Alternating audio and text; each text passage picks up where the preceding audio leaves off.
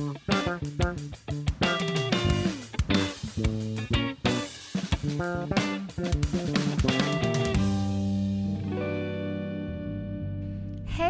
and welcome to another episode of Gabriela with 1L. I am your host, Gab, and I have a guest again because we said we were going to carry on with the second part of the last episode we had. So, welcome, Ryan. Hi there. So, this time we're going to have the chance to tell you stuff about how it was the next step that we took, which is marriage. So, do you want to start saying something? I guess the one question that always everyone asks is how did it happen? How did you ask the question? Pretty typical stuff. So I had planned for it for quite a while. Where Gabriela was coming and the day that she arrived was the day before our anniversary of being boyfriend and girlfriend. So when she got there, I was like, right, tomorrow is the day, and we were going to go up to a place called Dartmoor. Anybody from the UK knows where that is, but anybody who doesn't know where that is, it's like a really big national park where there's lots of rocks, grass, and nothingness. But we really enjoy it there. So that morning, Gabriela basically said that she wasn't keen on going anywhere and said, oh, you know what, no, I don't really want to go to Dartmoor. Could we just chill? And I was like, damn it. Bear in mind the cold weather and the jet lag as well, because it was literally the next day I arrived from Mexico to England. Yeah, sorry. So then I had to improvise. So I went to, as far as I'm aware, it is the highest point in Exeter, which was really close to where I was living at the time. And on the way there, I even said one day we'll get married, one day I'll get you a ring and stuff like that, knowing that I had a ring in my pocket. And then we got there, and we sat on the bench for a little bit, and I said, do you trust me? And she went, yeah, I guess, yeah. And then I said, okay, close your eyes. So she closed her eyes, and I got on one knee and asked her to marry me. And now Gabriela can tell you what happened from there. Ooh. Now, one of the questions that I wanted you to respond, is when did you feel ready to say, I want to spend my life with this person? I mean, there wasn't one particular moment. It was more a collection of time that kind of culminated to that. So, speaking with Gabriela every day, speaking with you, every day for I don't know how long.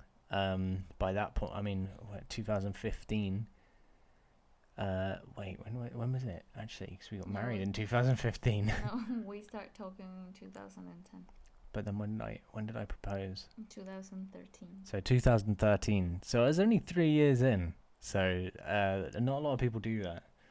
But it was way worth it. I knew. It wasn't like an instant thing, but I just knew. I think anybody who does that type of thing will know when they're ready. But it's more of a slow burn into it rather than a some sort of realization, I need to marry this person. I think if you do have that, that's maybe not the greatest idea to go for it. That's nice. What I want to say is that it hasn't been easy at all, but it hasn't been forced either, which is something that I really recommend. If you need to force things, better not, because it makes it more complicated, I think. From what I heard from other people that I know that probably didn't done well or end up their relationships, because there's a lot of people from Mexico and UK that I've known as couples that didn't work out. I know a couples or ex-couples that didn't work out, it is sad, but it's true. It can happen, and it's not only about different nationalities. It's just about being able to sort issues out and have communication really, and like end up agreeing in certain points and having a middle point as well in arguments. Well, not arguments, but I guess how will you call them? Yeah, arguments. But it is very important to point out that nothing is very like how you see on Instagram, Facebook, and stuff like that. Because I already had comments from people I know saying like, "How can you post things that you're happy all the time when that's not even a real thing?" Well, we all know that we don't post the bad moments, but we know that we do have those moments, obviously. But it's not something that can turn off the good things or the good part of our relationship. And it's something that a lot of people doesn't understand, that obviously we're not gonna say, yeah, we got into these agreement or stuff like that. Who would like to know that? I don't think people will be interested. But it's just as well to use it as a memory book. I think I see it that way anyways, because a lot of people will think, oh, she only posts things about her and her relationship. Well, yeah, I know that, I'm aware, and it's not the only thing I have in my life. I mean, I have my family back in Mexico, I have my job, I have my own hobbies and stuff like that, which I really recommend to not lose them, because there's some point in your marriage and a lot of relationships, you don't have to be married really, that you lose yourself as a person. Like you get lost in a limbo saying like, well, now I'm married, and am I a housewife? Am I I don't know, just a person that loves another person and that's it? Because that could happen when you, especially when you move to another country. It's very easy to do. I don't know, that's from my point of view, but probably it's different for you because we have been living here in your own country, and I don't think you struggled with that, did you? No. But yeah, the nice things about being married, I have to say there's a lot. The first one that I can think of is waking up next to the person you love. That's one of my favorite things. And just the fact that I can be myself around someone who sees me like a normal human being. And that's nice. I think how I had it with you has been very nice, because the way you are and the way I am, I think we don't complement each other, but I reckon we actually are really good together as a team. Because I know it sounds like a cliche, but marriage is teaming up most of the time and seeing each other as a whole, even though you're whole on your own and as an individual. But also you can say that we are a team, and it is nice. I agree. And what else? Well, it's really cool to have someone to talk to about anything, because I do talk about everything with you. Even things I don't agree with, and you might feel like, oh, this is really cool, and then I say, no, that's not cool at all. I don't feel. Not? I don't know. Probably music. Yeah. Fair enough. Yes, that's something that changes as well with age, your music taste. But yeah, I guess it's just a matter of being communicative.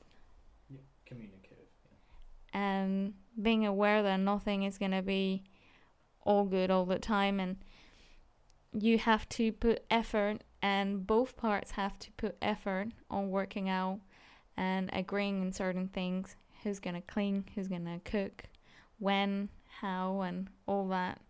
You just need to sort those things out, because it's very unfair to leave all the how you call it, the load to one person, or just mental load.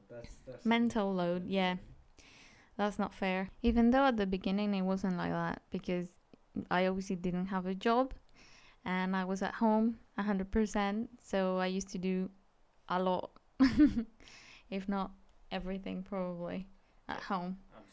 So as soon as I got a job, everything started changing. But it's just a matter of talking and say, hey, I am exhausted. So let's change the dynamic here, which it happened like that. Which a lot of people from England, and I don't really appreciate this, is like they have this mentality of, oh yeah, she's Latina, you know, she's gonna do it all for you, and she cooks, she cleans, and basically slave probably they think I am, or something like that. But no, actually, I am very homely. I guess, is that how you would call it? And if you ever come to ours, I'll obviously will offer you food, a drink, and stuff like that. It's just the way I am. I guess it has to do something about being Mexican as well, but that's very different from just assuming that I do all for Ryan because I am from Latin America and that's how we women are there. That's not true. So, yeah, do you have anything to add to that? You hit it on the head, I think. I think you said it perfectly. Because, yeah, a lot of people will think that I do everything for you, which I is think a lot of people do think that. which is a lie. We have been working our way up as a team, as I said, together at home and professionally as well, because you gave me the courage to go for things that I didn't know I could achieve, which I am very proud of me and very thankful for you. I'm proud of you too. Very thankful for you to push me to that path, because I didn't really believe in myself to get a job because of my English level, because I am probably very insecure in that way, but I built my way up there. And it's really nice to recognize that and just look back and say, wow, I have been doing all that by myself, and my capacity and my, I don't know, just my effort and way to be and all the goals I want to reach made me want to believe in myself. And it's just amazing to have someone that actually supported me and believed in me when I wasn't believing in myself. Thank you. Thank you. Thank you. So, yeah, it has been really nice at the end of the tunnel. We saw the light. Indeed. I mean, through everything, after then getting married and having an amazing time, and then actually coming to the country, and then, having to deal with the Home Office and having visa stuff with the UK, which was an absolute nightmare. Maybe save that one for another episode. But yeah, it's all of the trouble that it caused of being far apart and stuff like that was definitely worth it. It was vale la pena, is what you would say. Yeah, it does, absolutely. Because it made us stronger, and I don't think a lot of couples will understand that situation. Even couples that has been together for a long time, I think if you go through a visa process or something that has to put you away from each other, how it happened to us, I think it develops different capacity of, I don't know, probably be more resilient about things and try to work out things better, because we know that we didn't have the chance to be together previously, so you probably made more effort about being together. And I'm not gonna lie, I mean, as I said before, things doesn't get easier in some point, but you try to make things work better and talk a lot and try to get to a point of solution, or to just communicate. Communication, as I said in the last one, is always key.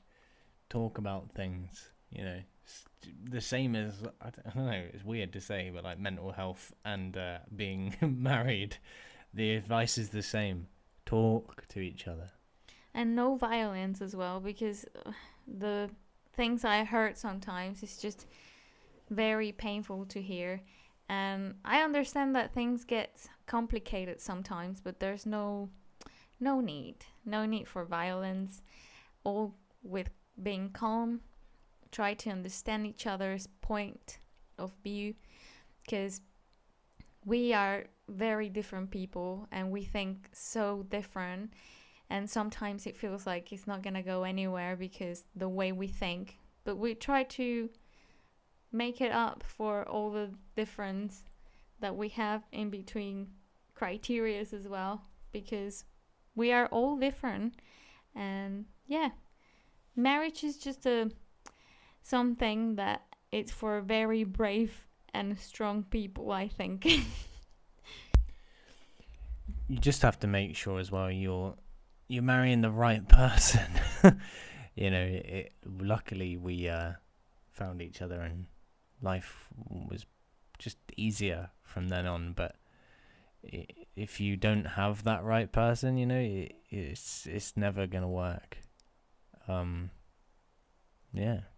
Make your life better rather than more difficult. Yeah, and as well as that, don't think that marriage is like gonna just fix all your problems. And I don't know, if you've got somebody who's like really tidy, don't expect that person to like make your life tidy, because that's not how it works. If you're a messy person, you're a messy person, and you need to sort that out, not the other person. They're not gonna fix you, That's what Toxic Relationship 101 with Ryan. Yeah, no, you cannot fix people. You can't just love them and accept them, because that's the way it should be.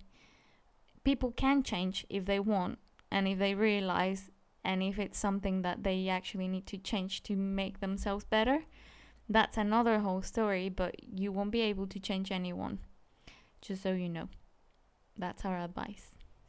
And as well as that, it doesn't matter if you're not married, as long as you love each other and understand each other without putting yourselves down or like humiliating the other. It's a main key as well. Please don't humiliate anyone in front of other people, because that's not nice. And as a couple, it's even worse, I think. And introduce your partner to whoever. If you see a friend on the street and you're with your girlfriend, boyfriend, whatever it is, introduce them to who you're talking to. Otherwise, they're just another stranger stood on the street next to you, like a ghost, and never actually become part of your life. Well, hopefully these people who's listening has basic manners. Well, we came to the end of this episode, I think. And thank you very much for listening again. We will record another episode, and hopefully I'll be more constant with this. Take care, people, and thank you for listening. Peace out.